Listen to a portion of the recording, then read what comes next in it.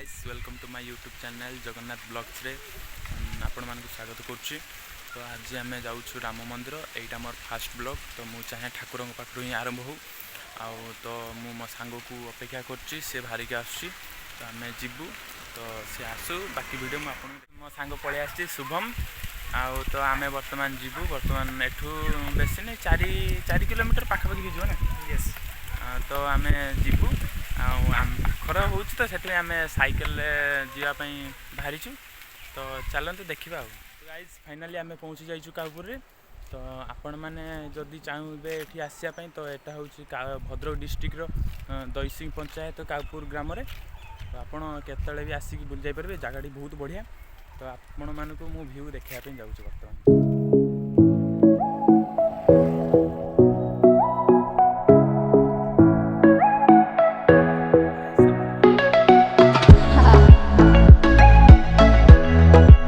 बर्तमान अच्छी तो आपण मानक जन दूसरी ये जगहटी देवरकुंड नाम अधिक परिचित।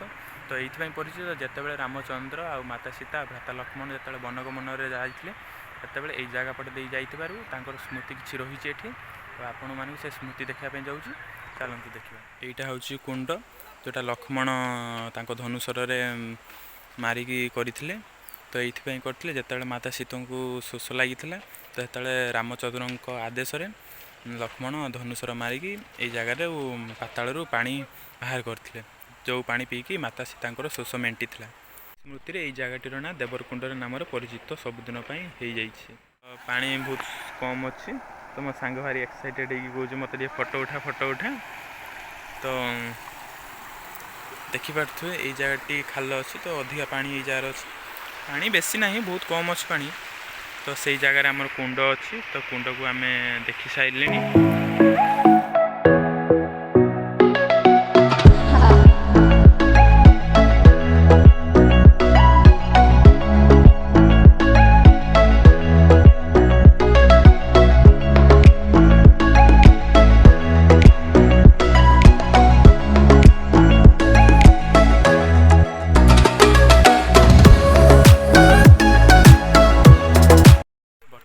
सन्ध्या ही आसलानी, सूर्य अस्त होती। तो चलते देखा सूर्य अस्त किपर देखा जाउछि।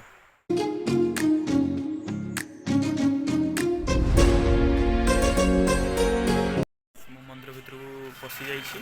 तो मु मंदिर चारि पाखर देखैबी आउ एठिकार जो व्यूटा किपर देखा जाउछि सेटा भी आपन सहित शेयर करिवि।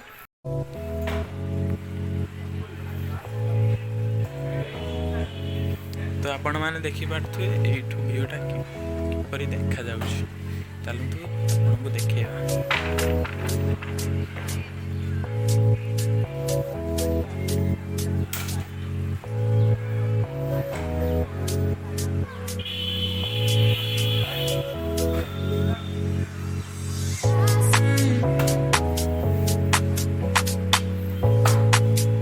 मैंने देखिपे मो सांग ये कौन कर सीसीटीवी को लक्ष्य कर।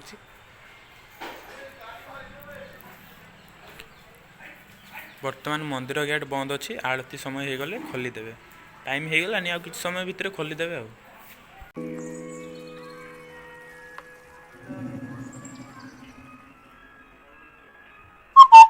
आरती समय हो गलानी, तो आम भावुँ आरती देखी जीवु। तो आपण मानक देखू, भगवान दर्शन भी करेबू।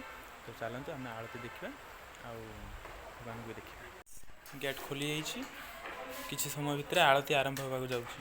3, 2, 1